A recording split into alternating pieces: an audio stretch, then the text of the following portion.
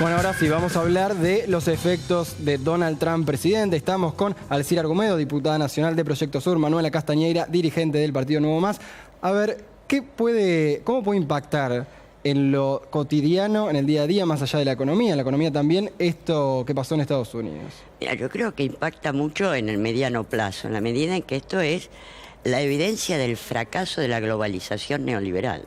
Después de 25 años, de los cuales se conjugaron dos aspectos. Uno que fue la reconversión tecnológica salvaje, ¿no? Esta cosa de incorporar tecnología echando mano de obra. Vos sacá cuenta, pensá que la Ford Argentina tenía en los años 70 12.000 trabajadores, hoy tiene 2.500. Y esto es en todas las áreas del quehacer. Y a eso se sumó la voracidad de las corporaciones y los bancos que hicieron una relocalización de empresas para ir a lugares de mano de obra barata, porque la lógica, y esta me parece que es la línea fundamental de la crisis, es una crisis por carencia de demanda, una crisis de sobreproducción. ¿Y qué sucede? Vos tenés un crecimiento exponencial de la pobreza y de la polarización y concentración de la riqueza. Sacá cuentas del Banco Mundial. El Banco Mundial dice que hay 2.800 millones de personas en el mundo que viven con menos de $2 por día.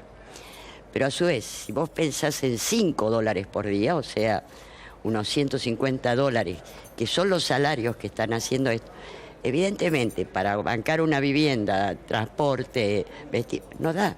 Entonces, y ahí llegás al 75-78% de la población mundial. Esto está sucediendo lo mismo en en Europa. El Brexit tiene la misma base social que son trabajadores industriales desplazados o precarizados, clases medias empobrecidas, sectores desocupados, inactivos, etcétera, que ya ni siquiera buscan trabajo.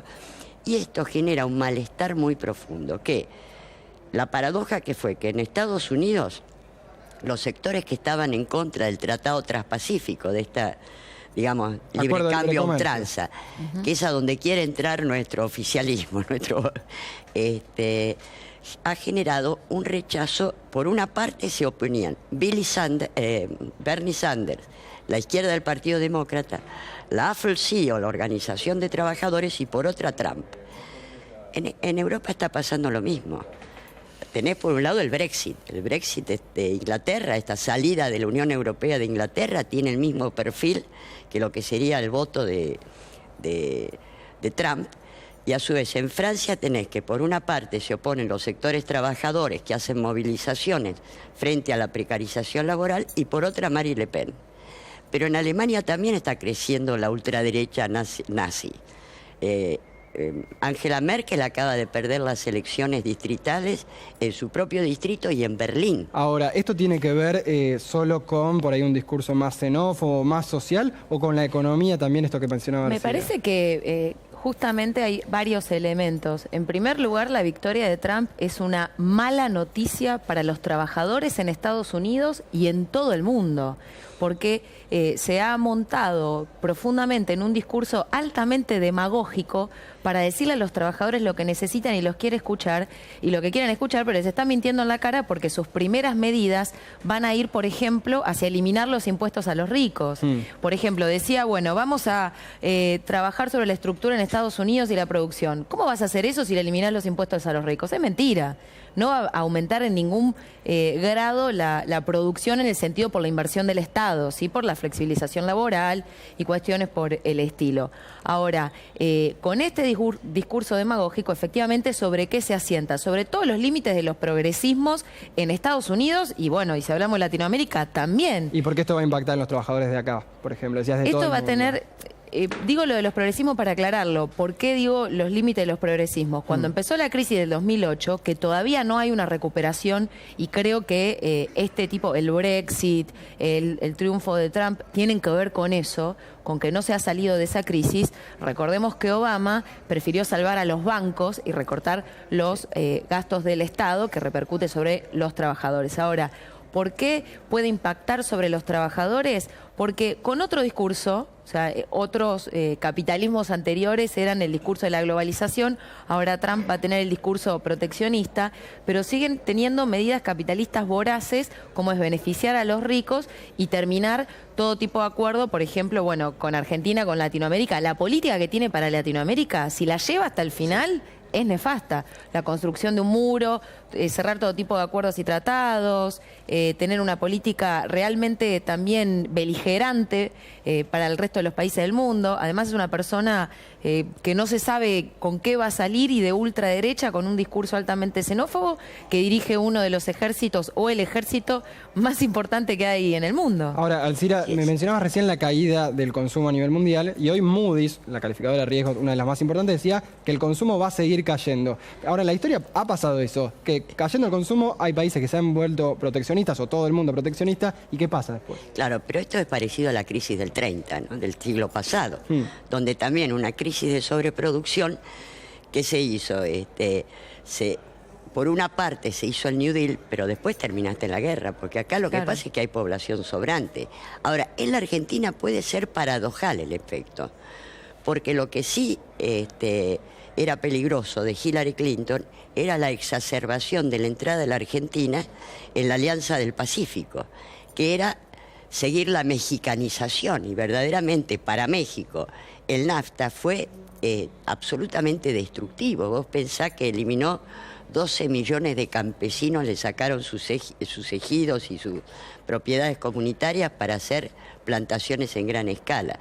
Liquidaron las pymes, liquidaron todos los derechos sindicales, lograron que los salarios mexicanos fueran 8 veces menos que los norteamericanos, $150, y generaron una población sobrante que tenía dos alternativas, jóvenes de ambos sexos: o tratar de cruzar a Estados Unidos para ver si se salvaban. Son 400.000 a 500.000 chicos jóvenes, digamos, que por año.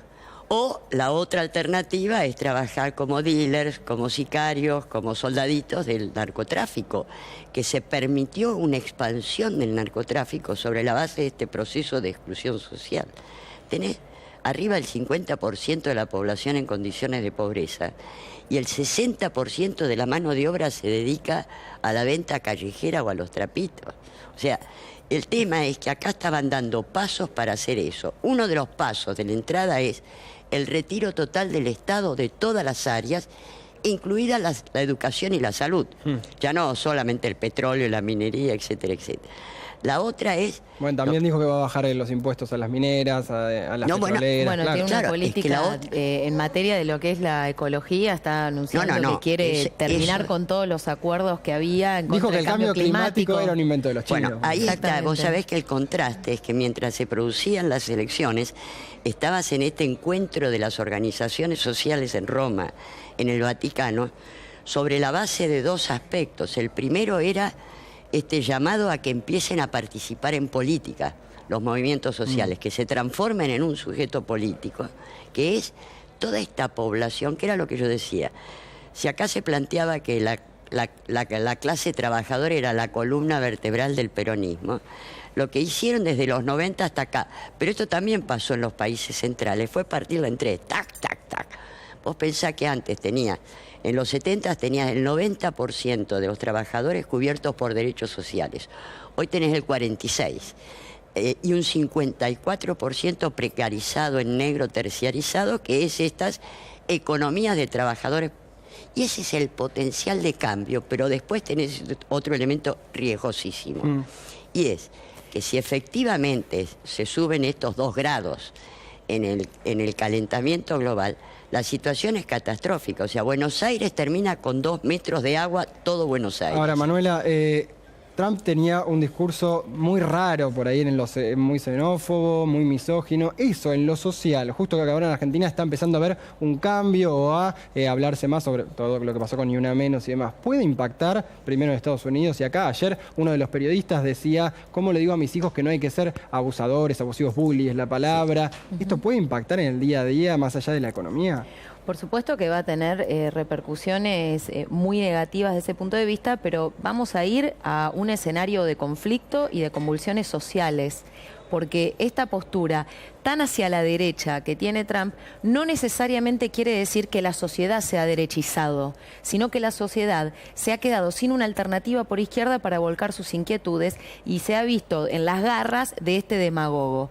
Yo no creo que la sociedad entera estadounidense, ni que la clase trabajadora sea fascista, ni que las mujeres sean todas machistas, ni que los negros no tengan, o la población afroamericana, ningún grado de conciencia. Se ven por muchísimas necesidades y también defraudados ante el progresismo bajo la necesidad de buscar una alternativa. Hoy por hoy ha venido por derecha, pero va a haber un montón de conflictos. Ya lo vieron los estudiantes. Anoche algunos diarios hegemónicos estaban negando o no contando ese aspecto, pero los jóvenes salieron a las calles y también tuvimos una interna de alto voltaje, en la interna demócrata, donde Bernie Sanders, si bien es un reformista que incluso después de haber perdido ni siquiera se presentó por fuera del Partido Demócrata para seguir construyendo representación o que la gente pueda votarlo, sino que se mantuvo dentro de ese aparato, realmente hablando de socialismo, hablando del salario mínimo y de los $15 por hora, que es un tema muy sentido en Estados Unidos, hablando de la gratuidad en la educación para los jóvenes, para construir una perspectiva, con muy poco dinero logró hacer una interna de muy alto voltaje. Entonces me parece que hay muchas contradicciones en materia social y se van a terminar de expresar. Y también desde ese punto de vista hay un debate internacional sobre el problema, y en Argentina ni qué hablar, sobre el problema de la izquierda y otro tipo de alternativas. Evidentemente estos sectores hacia la derecha, después de la caída del muro de Berlín, la imposición del estalinismo, todo lo que fueron las traiciones y toda la experiencia con el PC, ese tipo de salida estaban siendo más cuestionadas, pero ahora se impone que se vuelva a construir una alternativa por izquierda. Nosotros, de nuevo, más humildemente tratamos de construir la perspectiva por el socialismo y hablar de ello de manera permanente para aportar este debate. Bueno, muchas gracias Manuela Castañera, muchas gracias Alcira Argumedo. Vamos a un corte y ahora seguimos hablando del efecto Trump que ya se empezó a sentir hoy en la economía. Vamos a hablar con Iván Jagroski, que nos está esperando desde allá. Y bueno, hoy se conocieron también los datos de inflación. Eso en un rato. Seguimos en El Destape.